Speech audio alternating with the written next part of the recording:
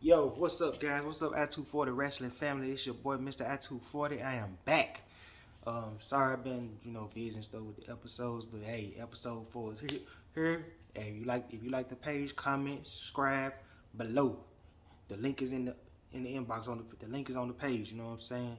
So I've been missing you guys. I know it's been a few topics I've been behind lately, but it's time for me to finally admit something. Remember I said that Liv Morgan didn't have what it takes to be a champion? Well, goddamn it, shit. I was wrong. I can't believe I'm saying this, but she won Money in the Bank and became the women's champion. I guess Vince them finally grew a set, or from what I heard or what I read, they said it was Ronda call to give the belt to somebody that's deserving, who really wanted it more. So wherever it go, whether it was Vince or Ronda call, kudos, because I ain't gonna front. Liv can wrestle, even though I think her promos, it can be high sometimes, but it can be low. But she bust her butt out. She bust her ass to get to this point. Excuse me. Excuse me. So, with that being said, I like how they've been building up between her and Ronda. I'm kind of mad they didn't make it a triple threat match. I kind of wanted Natalya to be in the match, but I guess she probably killed her way out of the match, because I don't know if y'all saw the live footage when they had a live match. I guess an accident had went wrong and Natalya didn't have a fit. And they also been saying that Natalya been kind of wilding out backstage. I don't know if those rumors are true or not, but I would have loved to see a triple threat match. But I'm looking forward to seeing her and Ronda face each other at SummerSlam. I just hope they don't let Ronda dominate her like she did Alexa Bliss and stuff like that. Because Liv deserve better than it. She don't deserve to be squashed. She really don't deserve a short push from what they said. So really, I don't know who I want to win the match, but it'd be kind of devastating if Liv title reign only lasted for like a month or a couple of weeks. Well, really 3 weeks there kind of suck, because she bust her ass to get here, and just to put the belt back on Ronda again so soon, that'd be devastating. And I just feel like Liv need this win more than Ronda do. Clearly, Ronda's in the wrestling business to make money. You know what I'm saying? I think Liv care about the craft more, and I think Liv is ready to show the wrestling world that she's ready. She's a draw. You know what I'm saying? Especially when you got Bianca Belair doing her thing and having title reigns. I think she's ready to show the wrestling world that she's a major player in the game. So it's just hard to see that it's gonna be a tough, critical thing, because I'm going to SummerSlam this Saturday. I can't wait. Nashville. I can't wait to see my sister. See, I love you, girl. That's a whole nother story. My bad, y'all. But this match here's a tough call, because it's like I ain't gonna front. It's like the belt look better with Ronda, but it's just like, man, Liv look good with that title too, man, and she deserve it. I just can't believe it. Like, soon as I said that I saw Money in the Bank that Sunday, or I think I rewatched it or whatever. I watched it at my house. I looked up, was like, bruh, they really gave her the title after all these years? I hate that she didn't get it. Well, Money in the Bank is kind of clean win. I think she should have beat Becky Lynch at day one, but that's just me personally.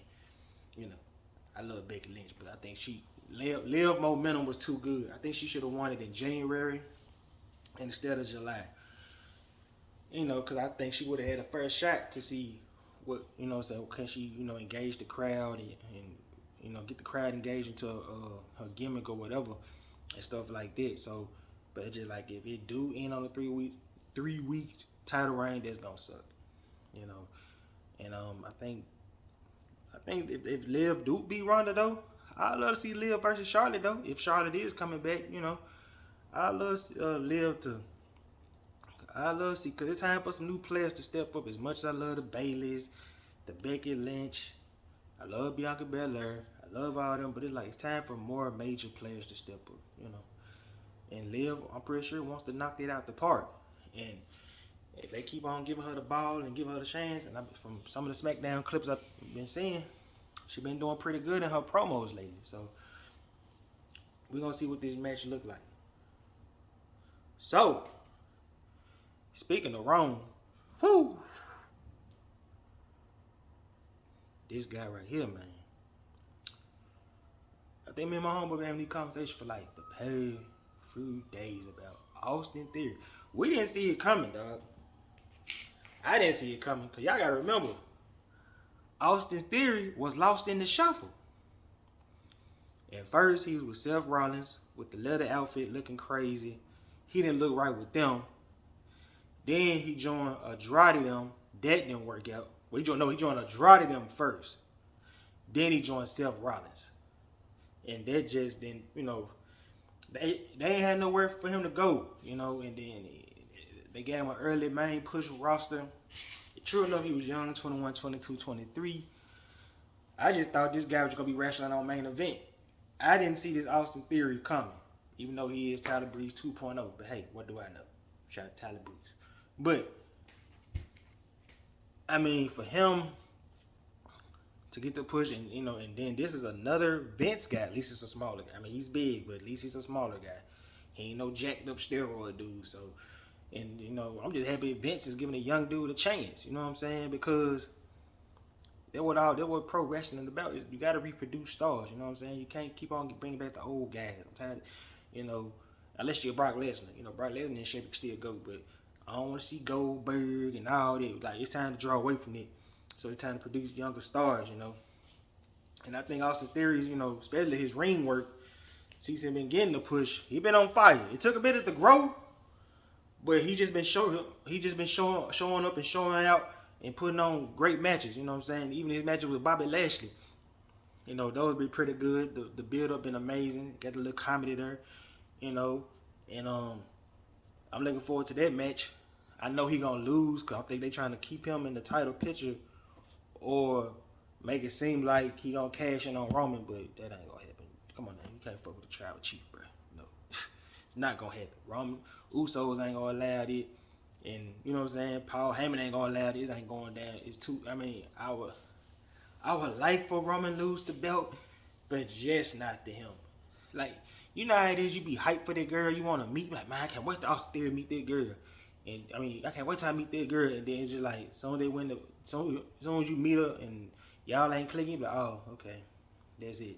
So it's just like, I think they need to build up towards Austin Theory if they is going towards that direction with him and Roman Reigns. With him and Roman Reigns, stuff like that. But I don't think they're gonna let him cash in. There's too soon. The undisputed champion and you the face of the company at 24. That's a lot of pressure. Everybody ain't Brock Lesnar. Austin Theory good, but he ain't Brock Lesnar. So,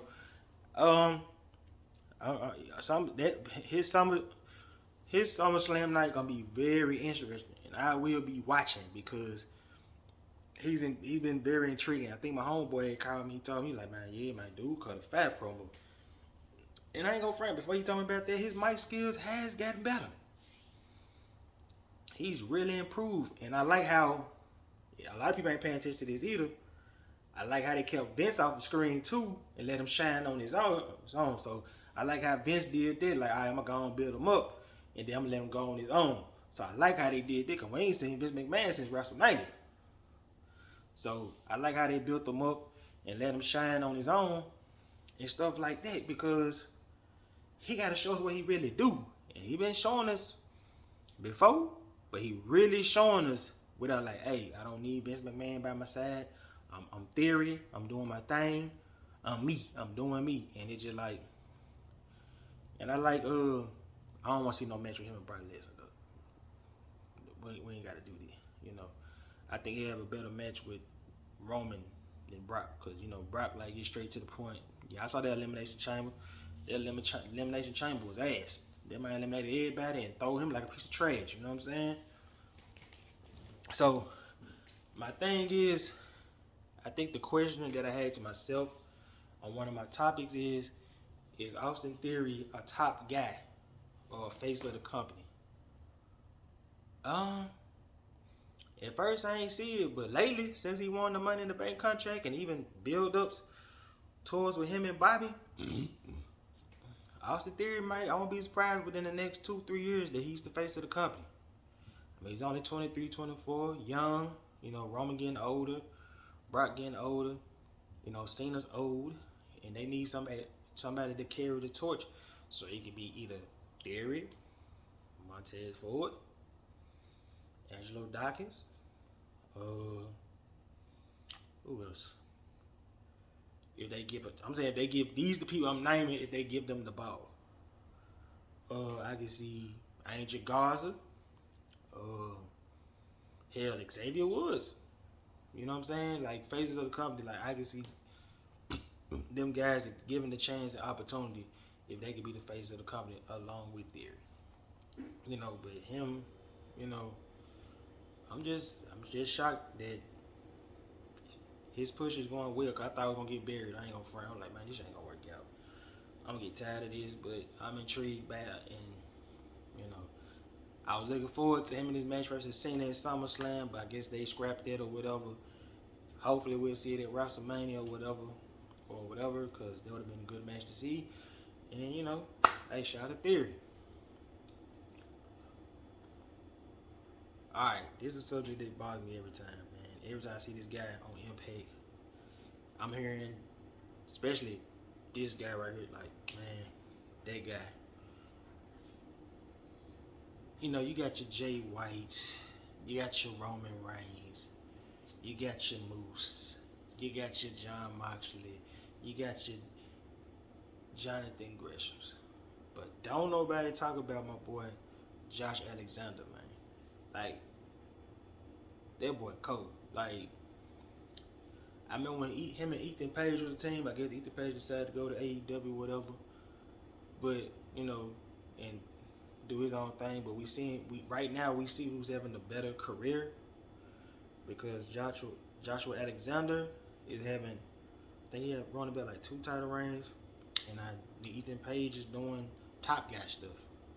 It's not that Ethan Page ain't talented. It's just AEW got a lot of stars, and he's championship material. It's just AEW got a lot of stars. You know, you got your Adam Coles, you got your Jon Moxley, your CM Punks, you got your Darby Allins, MJF, Keith Lee, Alex Swerve. You got a bunch of guys ahead of him that might get the belt. So Josh Alexander's path has been very different, creative. I've been seeing him put on great matches with Moose. I think his recent match with Eric Young was it? What pay it was? Was it Slammiversary? That was a brutal classic match. You know, especially you work with a great veteran like that, and he's just showing that, man, I'm still, you know, he carrying the company, and shoot, and basically he stayed loyal to his company. I think he signed a new deal to Impact. Thank God for that. As much as I like seeing him in WWE, Vince wasn't gonna do nothing with him, no way. Hate to say it like that, but Vince was gonna kill that. Give me, a guy with a Rick Steiner helmet thing. Oh, nah, we're gonna make you look like they did Killer Kross. We're gonna look like Russell Crowe, like, you know what I'm saying? So I'm glad he's staying in Impact, you know, because he's a great, tremendous talent, and I just think he can put over more guys over there. And so is Ace Austin too. You know, he cold too. Ace Austin. Of course, Sami Callihan, he's cold. You know, you got the who else over there? Oh, yeah. The Good Brothers, of course. So they got a very tough talent. I just think Impact need the opportunity just to be on a good network, because they got great talent and, you know what I'm saying, production behind him, and him being the face of the company, they'll do some good for him. You know what I'm saying? Cause so he's a great talented. So it's just like,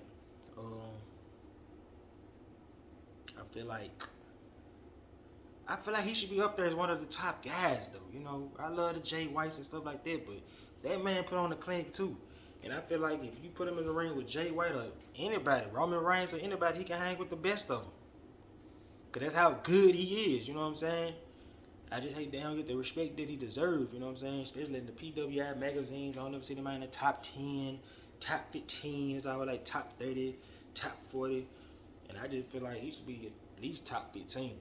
At least top 10, because that guy, the matches I seen from that guy, he don't never disappoint. He always show up.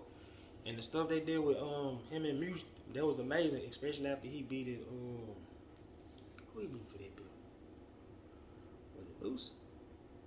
It was somebody. And then Moose won the little cup or whatever, speared him, beat him for the championship. And then Moose put him on the shelf for a minute. And I think he did an independent show, if I remember the clip, where I think he tried to spear him, but he made mistake spirit. Well, I think he made mistake spirit, right? He speared his wife on perfect. I mean, no, perfect. On purpose. There we go. I'm sorry, got tongue tagged. He speared his wife on purpose. You know, that led to a build-up, amazing build-up towards their match when they had their great match for the championship, and he won it back. So I'm glad he stayed in Impact. I hope he. I think he probably gonna retire Impact. I think he should retire Impact. Because if you go to AEW, you're going to get lost in the shuffle. You go to Vince now, they're going to make you do some crappy gimmick like the Grizzly Veterans. One dude got one eyeball and all this stuff. Looking like Bray Wyatt 2.0, but whatever. So he made the right decision.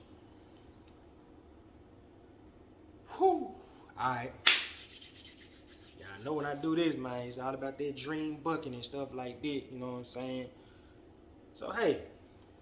Have y'all ever asked yourself, cause I saw this on sportstrip.com, you ever ask yourself like, hey, why they never did Roddy Piper and Macho Man Randy Savage? They've been around each other all the time, around the world, did broadcasting together. But you gotta ask yourself, how come we never saw a one-on-one match? Especially in the 80s. Cause both of them bring intensity. So you know when you get in the ring with both of them, excuse me, they gonna bring great intensity. You got Macho Man, you know he gonna do the crazy promo. You got Piper who gonna talk trash and bring it to you. When I saw that on Sportster and I read the comments, I was like, yo, wow, that is amazing. I never thought about that. If you look back on it, we never got a great Roddy Piper Randy Savage.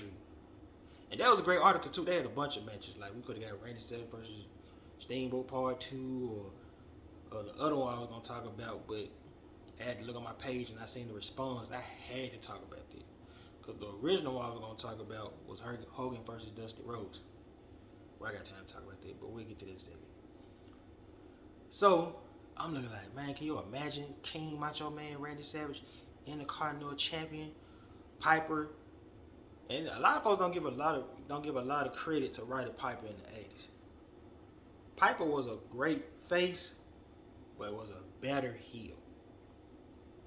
And then now that I think about it, how would you do that? Because I'm like, who gonna be the face and who gonna be the heel? Because Piper was good as a heel, great heel. He was a good face in the 90s. So it's kind of like, damn, how would you be like a good man versus good man match or heel versus heel? I know one thing, that feud would have been entertaining, most definitely. You know what I'm saying? I think if I had a choice of who won that match, and it came down to the right booking, I think Macho would win as King Macho, like the heel Macho Man Randy Savage. Probably hit with a crown or something, hit with a belt or something. But I think Macho Man would have won that match, most definitely. And I thought about that, I was like, bro, that would have been a perfect match to see. Just two guys getting in the ring, as great as they is. I'm like, they've been around each other. Like, y'all ain't even thought that about old school wrestling fans. These dudes been around the world with each other. And we just really never got a one-on-one TV broadcast match between these two greats.